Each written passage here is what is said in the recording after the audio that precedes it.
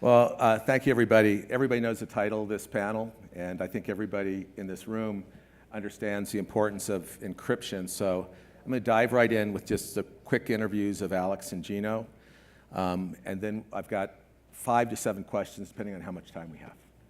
So, Alex, why don't you start?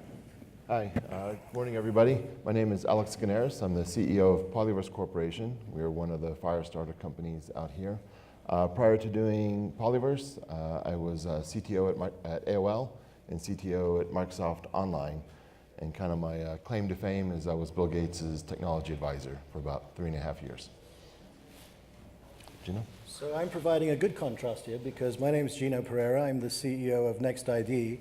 And we have our technology expert here, but I'm a business guy. So I've led a number of tech companies over the years, both in the healthcare field as well as the fintech field. And so my job is to take all of these wonderful technologies and try and figure out how we actually turn them into something commercial and get them out there and actually make some money out of them. So let's just start at the very high level, to get everybody on the same page. What is SSL? Who created it? And what's made it successful? Yeah, so SSL is a way to encrypt or protect data that's being transferred over a network. I see a lot of folks with laptops out here, and if you were to put a network interceptor, I could read all of the traffic going on from your laptops to any website or service. And the trick to making sure that that data is kept secure is that the data is encrypted, it's protected. If you just go to like a normal HTTP site without the S on it, I could read everything you're sending, all your emails or data you're transferring, which websites you're going to, and so forth. And so by encrypting the data, it makes it so that it is hard to read. And we'll get into shortly how hard, but that's basically what SSL does. So if you go to a website, look for the S on HTTP. And I'll guess that it's been successful because, securing commerce, privacy, security, intellectual property, all this being relayed over networks has needed some type of scheme to protect it. Exactly. Otherwise, you'd be shouting like Amazon would not work without this. Uber would not work. Right? You'd be shouting your credit card number to the entire world if without SSL. Which is not a safe practice. But you do give your credit card to the waiter at the restaurant. Yes, we do. And they disappear. And sometimes they skim it, yes. Well, what has changed since the inception and the wildly successful deployment of SSL? What has changed that's now giving us pause? Because I see we're talking about quantum and advancing encryption. So, right. So quantum computing is obviously, leaps and bounds. It's a leaps and bounds advance over what we have today.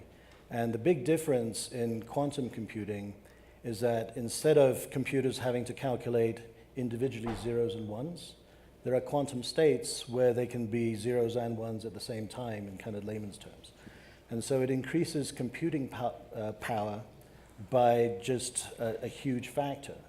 And so given that encryption today, RSA algorithms, et cetera, are really based on, integer factorization, right? Being able to scramble and create large numbers to provide your encryption protection with something like a quantum computer that's able to just attack this with what they call a brute force attack, where you just keep trying multiple different probabilities until you get the right one.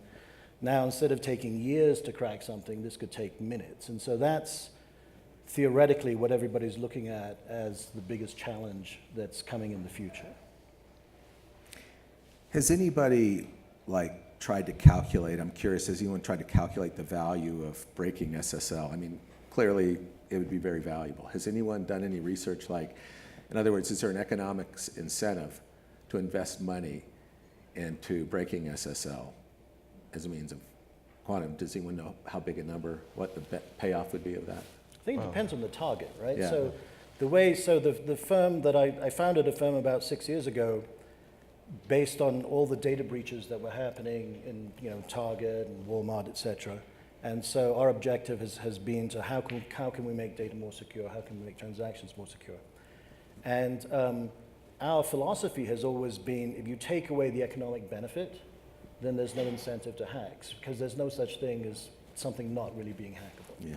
So it's a question of taking away the economic benefit and making it difficult. I think in terms of quantum, one, it's very early in its technology stage, and secondly, it's going to be extremely expensive, requires a particular environment to operate under.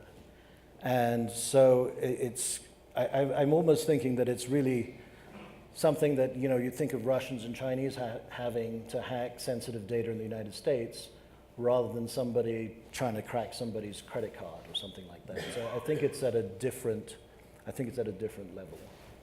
How much money, so with quantum computing and developing that capability, are we talking about like tens of billions of dollars to develop that at this point? Or is that number shrinking like everything else with Moore's Law and it's getting more and more affordable? I guess it's a long-winded way of asking how much time do we have, before these computers can break SSL? Well, we don't really know how much time. This is the proverbial challenge of how do you predict the future. It's definitely getting immensely better. D-Wave, which is one of the companies that produces a quantum computer, they started out, I guess, about a decade ago, and with just a handful of what are called qubits. So qubit is one of these 0 or 1s that could be either a 0 or a 1, as Gino was saying. They started off with just a couple of them, and their latest computer now, I believe, is a 2,000 qubit machine. And so it's coming along pretty quickly. Now, I'll skip the entire debate about, D-Wave's machines versus Google's versus Microsoft's.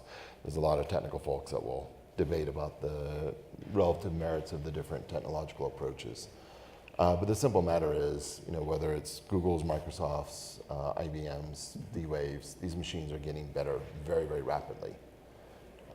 But it will take sort of think about the entire investment in the internet today. Everybody from Google to Amazon to Microsoft. You're probably looking at billions of dollars before quantum computing becomes mainstream.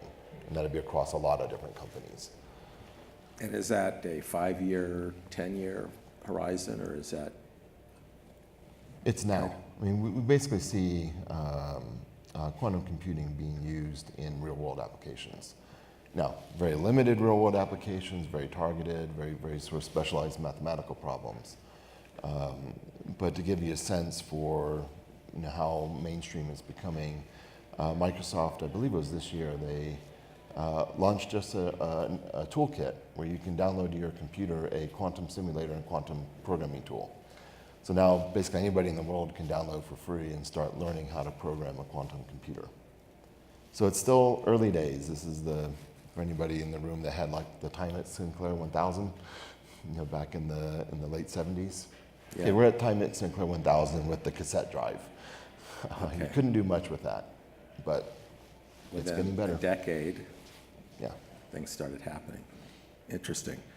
Well, given the context of what we've discussed in these new capabilities, what's next in the world of encryption to help address some of these developments? Well, I think in quantum computing has definitely huge benefits, right? As well as the perceived drawback and how it affects encryption and security.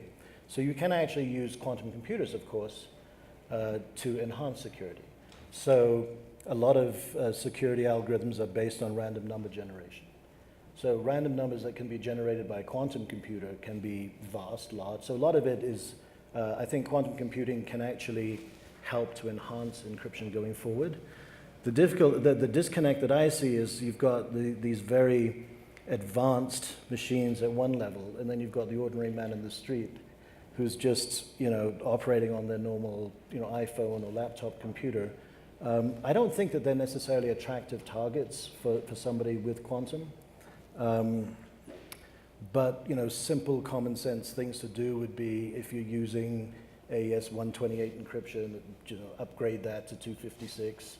Anything Yes, to please make do. the hashes longer, anything to increase the amount of data.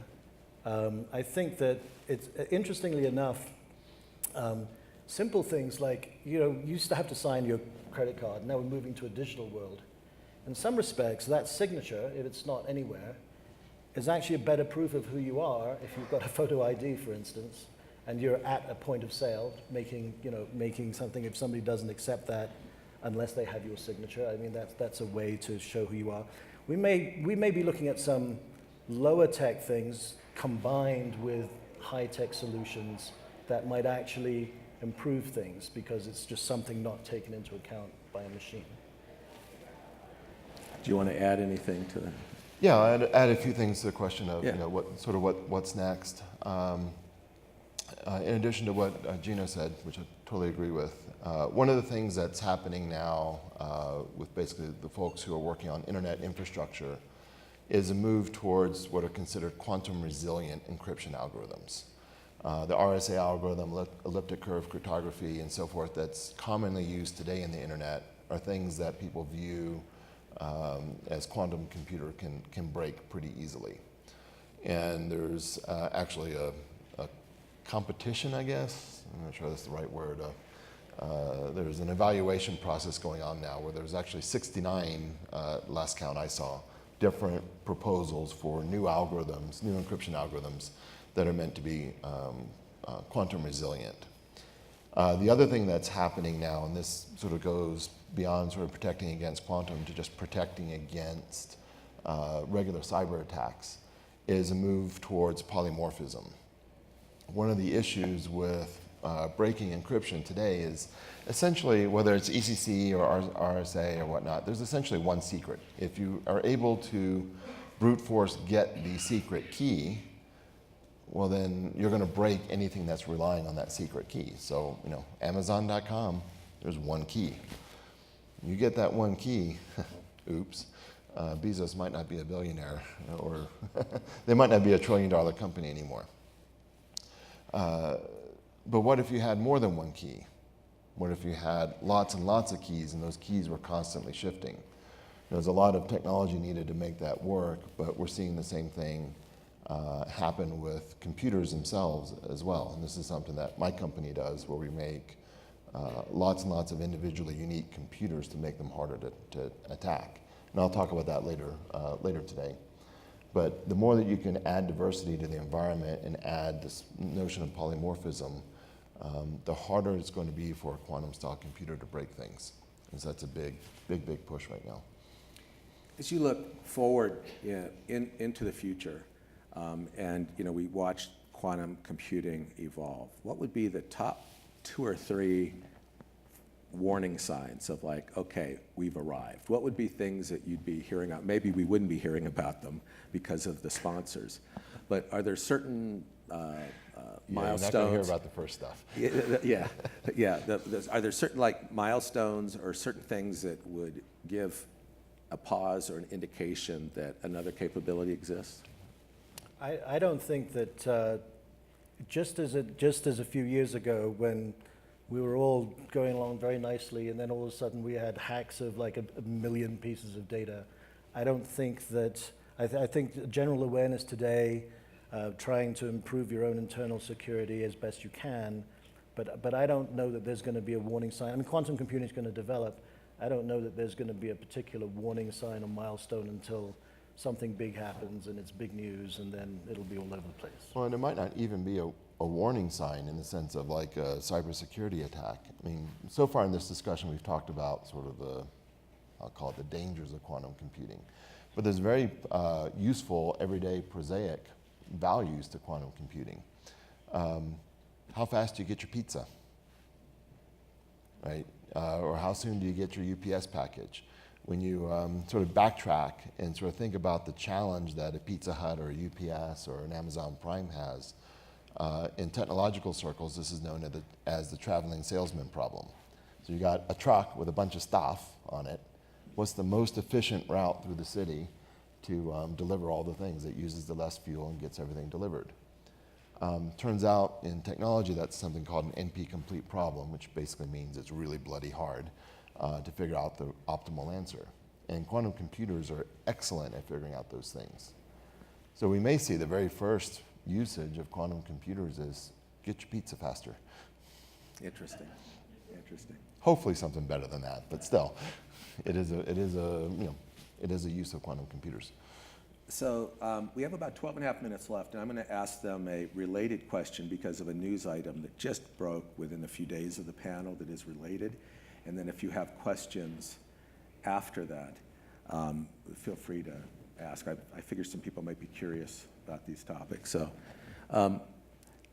there was an announcement regarding a Chinese chip, right, installed motherboard and some security vulnerabilities attached to it. And as I was talking earlier, I have two friends in the security industry that are both vehemently arguing with each other about the seriousness of it. One thinks it's a completely non-issue, and the other thinks it's a very big issue. What do you guys think? Gosh, that's interesting. I think don't buy Chinese chips. But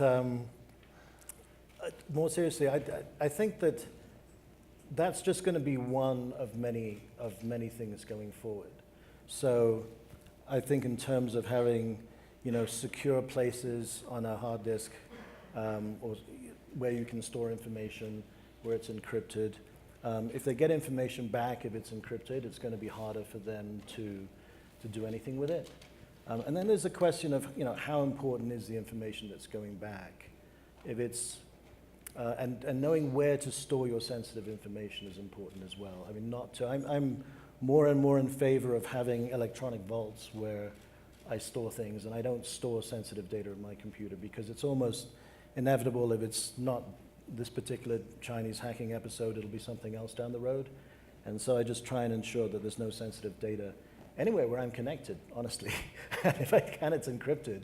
And if not, it's actually offline, stored on a hard drive or something, and I only intelligently connect when I need to if it's that sensitive, and then I take it off again. I thought you were going to tell me an Amish family protects it for you. They're probably going to be pretty good. That'll be a new industry. Yeah. Pencil and paper. Yeah. Look, this is a huge issue, and we have to take it seriously. And you can read a lot about people arguing on this specific Chinese incident, but that's kind of missing the point. What's happening now is, as the software becomes harder to hack with, like all these polymorphic operating systems and so forth, the attackers, the economic incentive is still there, and so they're going to move to the next frontier, which is hacking the hardware. Now it's harder to do because you have to get into the supply chain and so forth, but it is absolutely technologically possible. So it doesn't matter whether Apple got hacked or not on it. Apple says no, Bloomberg says yes. Who cares? The point is, it is possible, and now we need to start, dealing with it. So, like in the area of cybersecurity hacks against financial institutions, we're going to have to trust the brands that are manufacturing our boards and building our hardware to be because we don't, as individuals, have the sophistication or. You'll have to trust the brands, but you also have to trust I'll just say, we'll need some technological advances. Because, take, Edward Snowden. This is NSA. Yeah. This is, Booz Allen. Booz Allen's a very well-respected brand. They're still a well-respected brand. But to get, get one of these hacks in, you don't have to corrupt the entire organization. Yeah. You just need to corrupt a very specific spot in the supply chain. Yeah. Interesting. Well, excellent. I see questions. Yeah. So, great conversation, thank you. What I didn't hear, and I'd like to hear your opinion on, is the use of quantum properties to itself to protect data. For instance, ID Quantique has quantum keys, or a company called Quantum Exchange is launching, I think, this week or next, the first quantum key distribution with trusted nodes, so quantum encrypted distribution of data. What can do you know about that? What can you tell us about that? Yeah. No, I think so. I mean, there are certain, as Alex was saying earlier, there are also certain quantum-resistant type algorithms, like lattice-based algorithms. And so I think that it's not all one-sided. So yes, quantum poses a threat, but I think just in the way that we normally develop technology, we will be able to use the same technology that can be used to break down codes and information can be used to enhance them. So I think that in terms of, quantum protection, I think that quantum computers will be able to generate sufficiently different algorithms and protections to protect quantum data. One of the cool, I totally agree. One of the coolest, I'll say, experimental uses of quantum technology for protecting communications is something called quantum entanglement, right? And for those of you that don't know, this is the idea that you can take essentially a qubit, split it in half, and send it to two different spots. And if you resolve the ambiguity on one qubit, make it a 0 or a 1, wherever the other one is, instantaneously, it'll also resolve. And this is without any currently known transmission mechanism. So if you wanted to have extraordinarily secure one-time communications, you basically send across two entangled, sets of data and resolve one, and it'll communicate the data to the next. As a side note, this is a staple of science fiction. It's how you do your communication between planets and galaxies and stuff. Spooky action at a distance. It's spooky action at a distance, exactly. Right. And the Chinese actually launched a satellite where they apparently did it. They did entanglement between the ground and the satellite. That's even spookier action at a distance. Now look, this is their press release. I wasn't there, so Okay. Question? Yes, what is the state of the current SSL breaking algorithms on quantum computers? Does it require how many qubits? How long is it taking? Are they still developing the algorithms? Can the neighborhood genius kids go to D-Wave with their free time that they're now making available to everybody and decide to break my SSL? Where are we on the scale? Short answer is it's not readily available yet. The D-Wave computer, let me see.